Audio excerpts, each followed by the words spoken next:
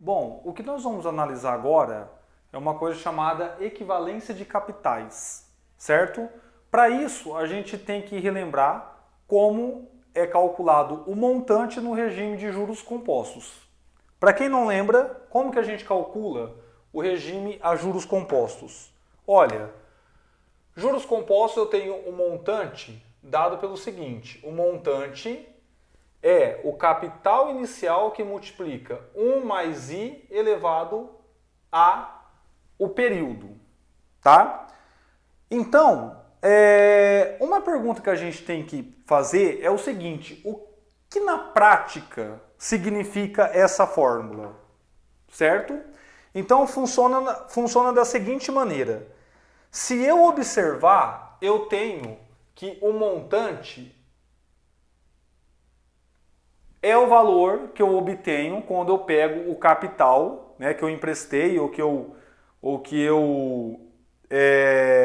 tomei como empréstimo, certo? E depois de um período, né, se eu pegar o capital e depois de um período aplicado a taxa de juros, né, no caso aqui é juros compostos, eu vou ter o montante. O capital é o valor que eu tomo emprestado ou que eu empresto. Ou seja, a gente pode pensar o seguinte, eu vou só trocar de nome aqui para a gente entender uma coisa. Olha só, se eu chamar F de valor futuro, então quer dizer, o meu valor futuro eu estou chamando de F. Quem é o valor futuro? É aquele que eu obtenho depois de aplicado os juros e depois de um certo período, tá? E eu vou chamar de A o valor atual. E uma coisa que tem que ficar muito clara aqui é o seguinte. Às vezes a gente pensa, e de forma totalmente equivocada, que a R$100 hoje vale R$100 daqui a um mês, ou daqui 2 meses, ou daqui um ano. Isso não é verdade, certo? Porque basta a gente pegar, por exemplo, a inflação, né? Inflação impacta no nosso dinheiro e tantas outras coisas, certo? Se o nosso dinheiro, por exemplo, tiver aplicado em alguma instituição ou numa taxa de renda fixa, né? Enfim, o nosso valor ele não tem o mesmo dinheiro em diferentes períodos que a gente considera, certo?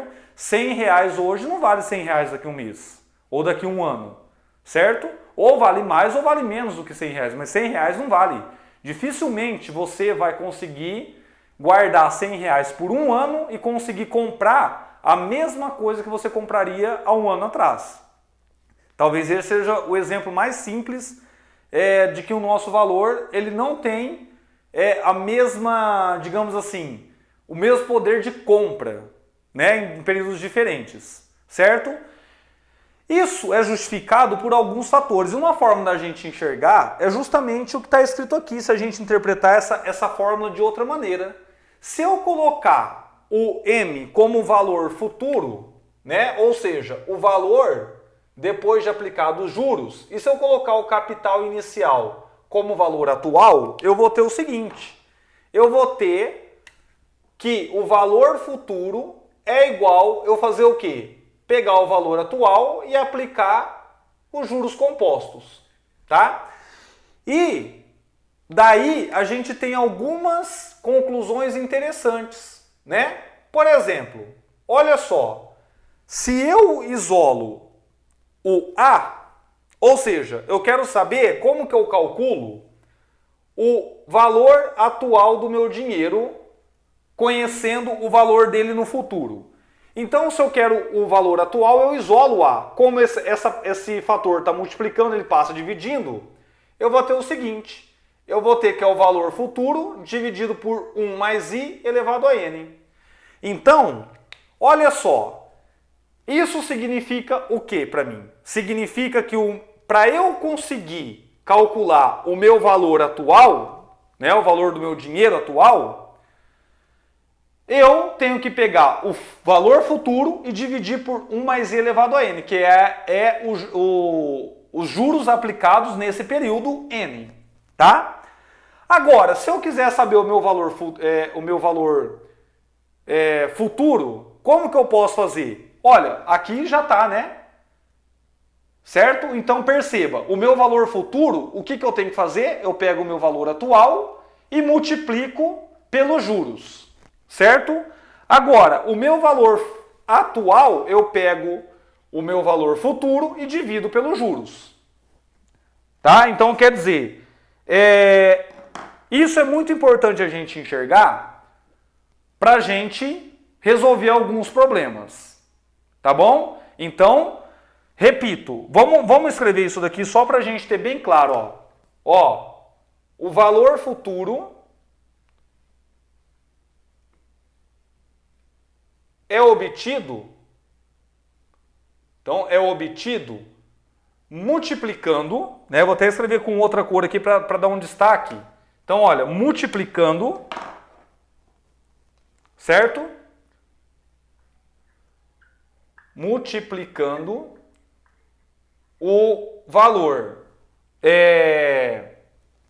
atual por 1 mais i elevado a n. São os juros do período, né, correspondentes a n períodos. Aí pode ser mês, pode ser ano, pode ser semestre, aí o exercício mesmo vai dar, né? E como eu consigo o meu valor atual? Olha, o valor atual, né, o valor atual é obtido fazendo o quê? Olha só, tá aqui, né, o valor atual, o que eu faço? Eu divido, então, ó, dividindo o meu valor futuro, né, por 1 mais i elevado a n. Então, tudo depende do que o exercício está pedindo para a gente. Se ele está pedindo um valor futuro, a gente já fez inúmeros exemplos aplicando essa fórmula, que é a formulinha dos juros compostos, tá? Se eu quiser o valor atual, eu aplico essa fórmula, tá? Em determinado período. Então, quer dizer, basta que a gente interprete o que o exercício está pedindo. Então, eu coloquei um exemplo aqui para a gente fazer juntos, tá? E você enxergar onde você vai aplicar cada uma das coisas aqui. Olha, então é o seguinte, Ana emprestou R$300 a juros compostos, mensais. Então perceba que aqui o meu período é como se fosse uma unidade de medida, né? Então os juros aqui, eles são mensais de 5%, certo? 2 meses depois, ela pagou R$150 e 1 mês após esse pagamento, ela liquidou o empréstimo. Então, olha só, o que aconteceu aqui é o seguinte, ela tomou R$300, certo? Então, eu posso pensar no seguinte, né? Eu tenho uma data que eu posso considerar como sendo a data zero, né? Ela emprestou os R$300, certo? E aí, o que ela fez? Ela pegou, para pagar isso, depois de 2 meses, ela pagou R$150 e passado mais um mês, ela pagou, eu vou chamar aqui de IP, né? Ela pagou mais uma parcela e ela liquidou o empréstimo dela. Então aqui no segundo mês e aqui no terceiro.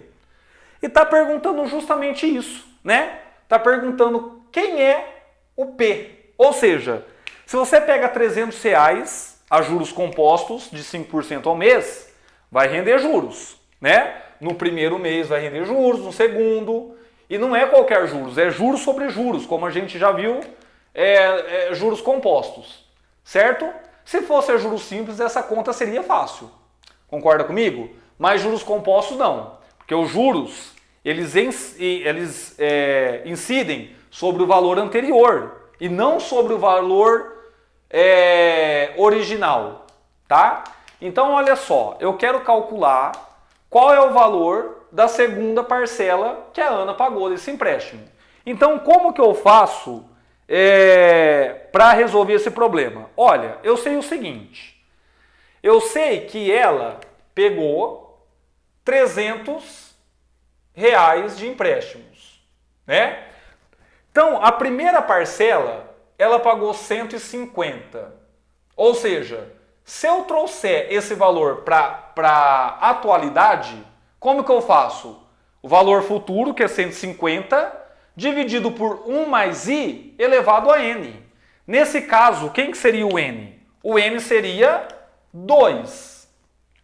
Né? Porque está no segundo mês o problema fala. Então eu coloco 1 mais i, que é 5%, né, ao quadrado. Certo? Mais o valor P, que seria lá no terceiro mês, né, que ela ia pagar a próxima parcela, estou chamando de P, porque é justamente esse valor que a gente quer achar, tá? E aqui então, como seria no terceiro mês, é 1 mais 0,05 ao cubo, certo? Então quer dizer, eu tenho que resolver essa equação, beleza? Como que eu resolvo essa equação? Bom, tem várias formas de resolver essa equação.